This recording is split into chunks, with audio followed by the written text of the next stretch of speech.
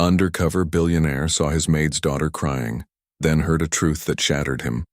The rain poured over the city that night, blurring the mansion's windows like smudged tears. Inside the billionaire everyone thought they knew was living a lie. His name wasn't really Ethan Cole, the new gardener's assistant he claimed to be. It was Ethan Reynolds, owner of Reynolds Global, a man whose name once echoed through Wall Street.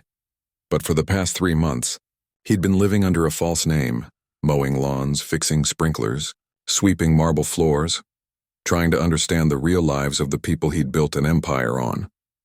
He wanted to know the truth, what it felt like to live without power, money, or privilege. The house belonged to his friend, who'd agreed to keep his identity secret. And among the household staff was a maid named Rosa and her quiet 12-year-old daughter, Lila. Rosa was kind, humble, always smiling through exhaustion. Lila rarely spoke, except to whisper thank you when Ethan passed her the breakfast tray. That night, as thunder rolled over the hills, Ethan heard something, soft sobbing from the maid's quarters. He followed the sound down the hallway, hesitant. The light inside flickered, revealing little Lila sitting on her bed, clutching a worn-out teddy bear, tears streaming down her face. Ethan knocked gently. "Hey, you okay, kiddo?" She gasped and wiped her eyes. "Mr. Ethan, I'm fine, sir." But she wasn't. Her hands trembled. Her voice cracked like broken glass. He crouched beside her, concern filling his eyes. "You sure? It's okay to tell me." Lila bit her lip. "Mama's sick." Ethan froze. "Sick? What do you mean?" "She doesn't want anyone to know," the girl whispered, her voice small as the rain. "She says we'll lose our job if the owner finds out. She can't work anymore, but she still does. She can barely breathe at night." Ethan's heart clenched. Rosa, the woman who always smiled no matter how hard the day got, was sick and hiding it. He asked quietly, "What kind of sickness?" Lila hesitated, tears spilling again. The doctor said, "Stage 3 lung cancer." The words hit Ethan like a punch to the chest. His breath caught. "Cancer?" The girl nodded. "She doesn't have money for medicine. She just keeps cleaning, says God will take care of us." Ethan sat there, speechless. He'd spent millions on yachts, cars, art, yet this woman, who scrubbed his friends' floors for a living, couldn't afford to survive. He looked at Lila's tear-stained face, and something inside him cracked. For years he'd been building wealth, not realizing how distant he'd grown from the world beneath him. "Lila," he said gently, "does your mom know you told me this?" She shook her head fearfully. "Please don't tell her. She said she'll get fired if people find out." He hesitated, but his eyes softened. "I promise. I won't tell anyone." That night Ethan couldn't sleep. He kept seeing Rosa's frail hands polishing the silverware, coughing softly into her sleeve, pretending it was just dust. He stared at the ceiling until dawn, guilt clawing at his chest. The next morning Rosa came to work as usual, her face pale. Ethan watched from the garden window as she struggled to lift a laundry basket. She nearly fell. He rushed forward instinctively. "Rosa, let me help," she smiled weakly. "No, Mr. Ethan, please. It's my job." Her smile broke him. She didn't need pity. She needed mercy. Over the next few days, Ethan began quietly slipping cash into her drawer, food into their fridge, medicine into her bag. He told her the house manager approved a bonus program for staff, but Rosa just cried and whispered prayers. One evening, Rosa collapsed while mopping the hallway.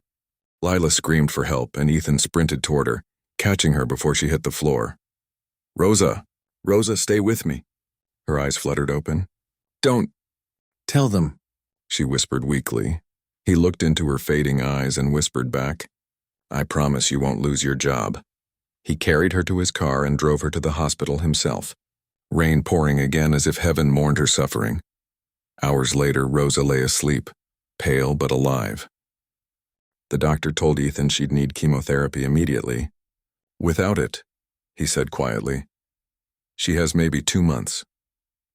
When Rosa woke, Ethan was sitting beside her bed, still in his work clothes.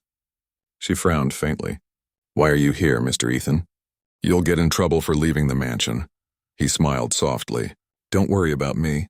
Just rest." Her eyes shimmered. "I don't have insurance. Please don't call anyone. I can't pay." "You don't have to," he interrupted gently. She stared at him in confusion. "What do you mean?" Ethan hesitated, his throat tight. It was time. He took a deep breath. Rosa, my name isn't Ethan Cole. Her brows furrowed.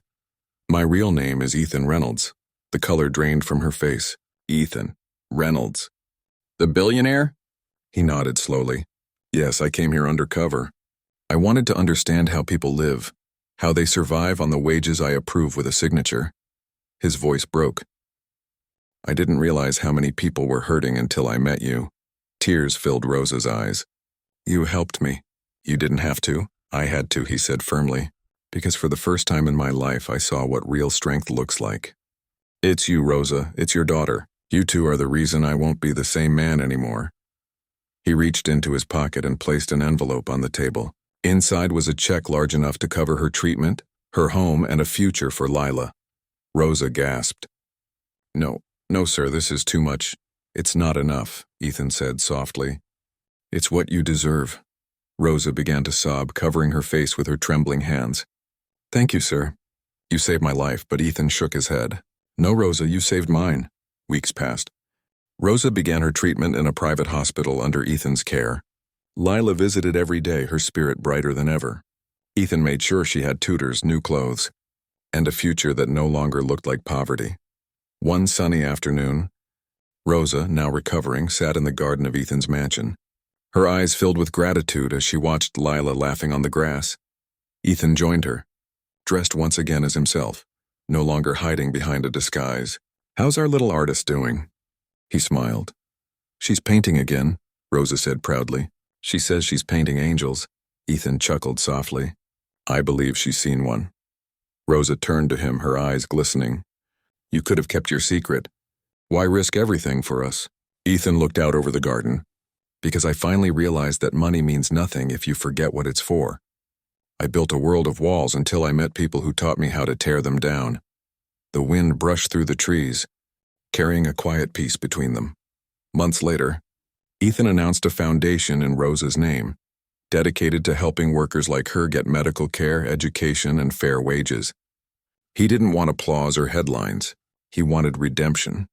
During the ceremony, Rosa stood by his side, holding Lila's hand. Cameras flashed, but Ethan's eyes were fixed on the girl who once cried alone in a dim room. After the speech, Lila ran up to him and hugged him tightly. Mr. Ethan? He smiled down. Yeah? Mom says you were an angel in disguise. He smiled faintly, eyes wet. No, sweetheart. I just finally remembered what being human means. As applause filled the hall, Ethan felt something he hadn't felt in years. Peace. Not from the money, not from success, but from compassion. He looked at Rosa and Lila, realizing that sometimes life's greatest fortune isn't found in what you own, but in what you give. Moral. No amount of wealth can buy the warmth of a human heart. Real richness is not measured in money, but in mercy, kindness, and the lives we choose to touch. Sometimes the smallest act of compassion can change the course of another's world and heal our own in the process.